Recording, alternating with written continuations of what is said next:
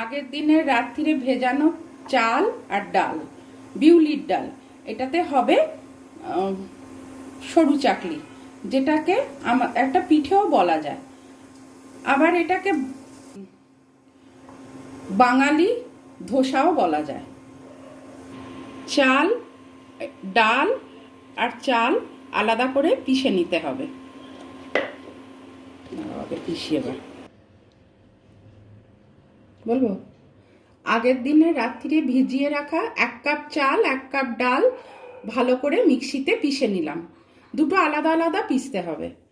পিষে দুটোকে আবার একসাথে মিলিয়ে নিলাম মিক্সির জারে।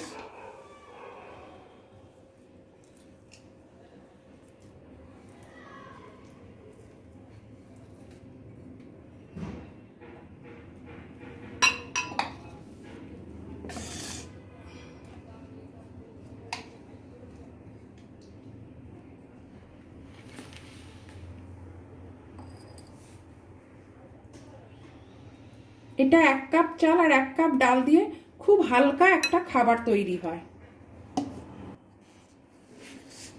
তাতে মিশিয়ে নিয়েছি বেটে।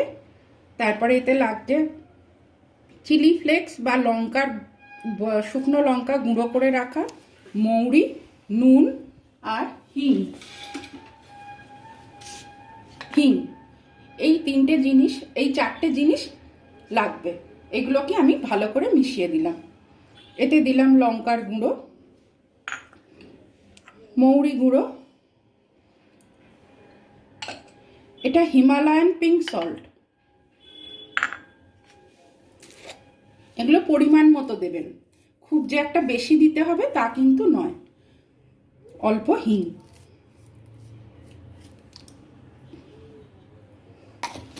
দিয়ে এটাকে খুব ভালো করে মিশিয়ে নিতে হবে।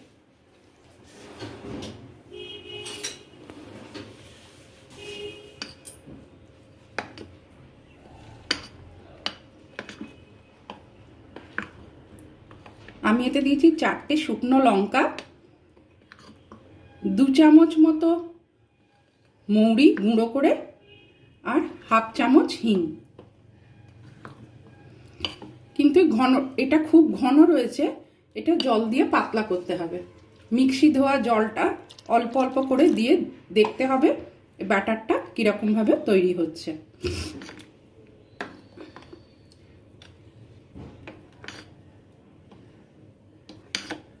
ব্যাটারটা বেশ পাতলাই হবে।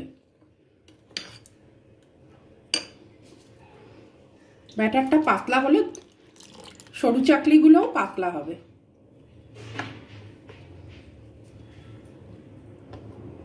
এই রান্নাগুলো এখন প্রায় হারিয়েই গেছে। এগুলো আমাদের বাড়ির অনেক পুরনো দিনের রান্না।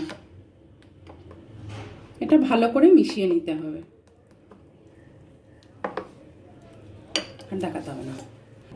এর ঘনত্বটা পাতলাই হবে, যাতে না খুব সহজেই পড়ে যায়। আর নুনটাও খুব যে দেবেন তা না, অল্প নুন হবে, যাতে একটু সোঁদা সোঁদাও খেতে হয়। দিয়ে ভালো করে মেশাতে হবে। তাওয়াটাকে প্রথমে গরম করে নিতে হবে, করে একদম আঁচটাকে আস্তে করে নিতে হবে। প্রথমে কিন্তু তেল দেয়া যাবে না। তারপরে তেল না দিয়েই এরকম করে 2 হাতা আমি এর মধ্যে দিয়ে দিলাম। দিয়ে হাতার পিছন দিয়ে আস্তে করে এরকম ঘোরাতে থাকবেন।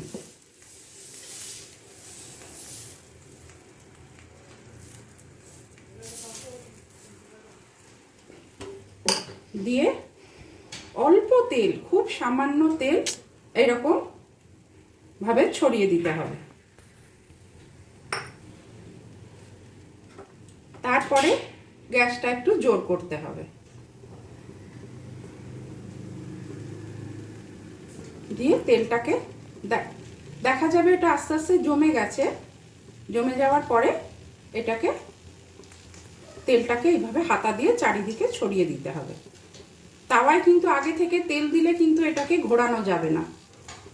সেই জন্যে শুকনো তাওয়াতেই আগে এটা দিয়ে ব্যাটারটা দিয়ে ছড়িয়ে দিয়ে তারপরে ওপরে তেল দেবেন। একটু পরেই দেখবেন পাশ থেকে আপনিই ছেড়ে যাবে।